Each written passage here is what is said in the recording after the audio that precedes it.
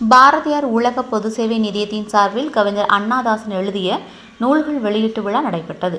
பாரதியார் உலக பொது சேவை நிதியத்தின் சார்பில் நெல்லை நகரம் லிட்டில் ஃபிளவர் மெட்ரிக் பள்ளியில் நடைபெற்ற விழாவில் முதுபெரும் எழுத்தாளர் கவிஞர் அண்ணாதாசன் எழுதிய வைகறை வம்சம், உரத்த குரல் விடுத்திடுவோம் எனும் கவிதை நூல்களும், வானம் பொய்க்காது எனும் சிறுகதை நூலும் வெளியிடப்பட்டது.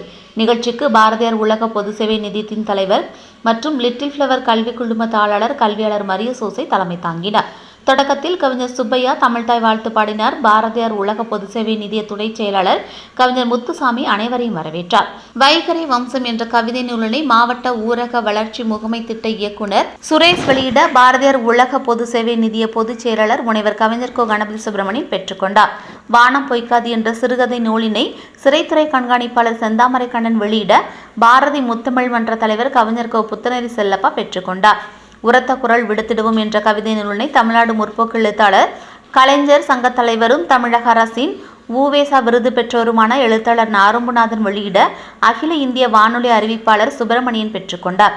கலை பதிப்பகத்தின் பதிப்பாசிரியர் கவிஞர் பாப்பாக்குடிரா செல்வமணி, தூய சவேரியார் கல்லூரி பேராசிரியர் முனைவர் அந்தோணிராஜ், வள்ளியூர் மரியம் கலை அறிவியல் கல்லூரி பேராசிரியர் முனைவர் மகாலட்சுமி ஆகியோர் நூல்களை திறனாய்வு செய்து பேசினர்.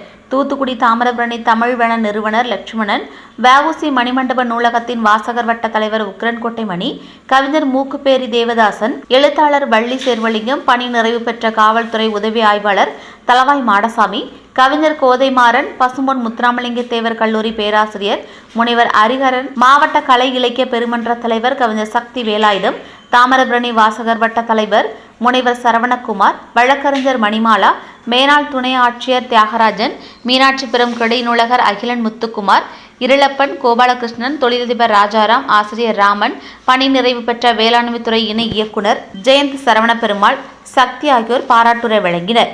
நிறைவாக நூலாசிரியர் கவிஞர் அண்ணாதாசன் ஏற்புரை வழங்கினார். தமிழ் வளர்ச்சி பண்பாட்டு மைய செயற்குழு உறுப்பினர் புன்னைச்செழியன் நன்றி கூறினார். நிகழ்ச்சிகளை நிழல் இலக்கிய தளம் கவிஞர் பிரபு தொகுத்து வழங்கினார். பொறியாளர்கள் உதயமூர்த்தி, பிரியதர்ஷினி ஆகியோர் நிகழ்ச்சிக்கான ஏற்பாடுகளை சிறப்பாக செய்திருந்தனர்.